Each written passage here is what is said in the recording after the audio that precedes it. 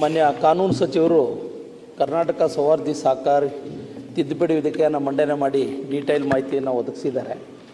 ಒಂದು ಅವರಲ್ಲಿ ತಮ್ಮ ಮೂಲಕ ವಂಚನೆಯ ವರದಿಯಲ್ಲಿರುವ ಅಕ್ರಮ ಅಥವಾ ವಂಚನೆ ಅಥವಾ ದುರ್ವಿನಿಯೋಗದಲ್ಲಿ ತೊಡಗಿರುವ ವ್ಯಕ್ತಿಗಳ ವಿರುದ್ಧ ಕ್ರಿಮಿನಲ್ ಪ್ರಕರಣವನ್ನು ದಾಖಲಿಸುವುದು ಅಂತ ತಿದ್ದುಪಡಿನಲ್ಲಿ ತಂದಿದ್ದಾರೆ.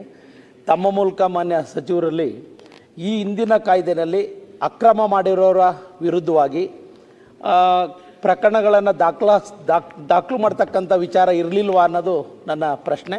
ಈ ಒಂದು ಸೌಹಾರ್ದ ವ್ಯವಸ್ಥೆಯನ್ನು ಸದೃಢಗೊಳಿಸ್ತಕ್ಕಂಥ ನಿಟ್ಟಿನಲ್ಲಿ ಈ ಕಾಯ್ದೆ ತಂದಿರೋದ್ರ ಬಗ್ಗೆ ಸ್ವಾಗತ ಮಾಡ್ತೇನೆ. ಆದರೆ ಈ ಹಿಂದೆ ಕೋಟ್ಯಾನುಕೋಟಿ ಹಣವನ್ನು ಈ ಒಂದು ಸೌಹಾರ್ದ ಸಹಕಾರ ಸಂಘಗಳಲ್ಲಿ ಅಕ್ರಮ ಮಾಡಿರೋರ ಬಗ್ಗೆ ಕ್ರಿಮಿನಲ್ ದಾಖಲೆಗಳು ದಾಖಲಾಗಿಲ್ವಾ? ಏಕೆಂದರೆ ಹಿಂದಿನ ಕಾಯ್ದೆಯಲ್ಲಿ ಅದು ಇನ್ಕ್ಲೂಡ್ ಆಗಿರಲಿಲ್ವಾ ಅನ್ನೋದು ನನ್ನ ಒಂದು ಪ್ರಶ್ನೆ. ತಮ್ಮಲ್ಲಿ ವಿನಂತಿಸ್ತೇನೆ ಮನೆ ಸಭೆ.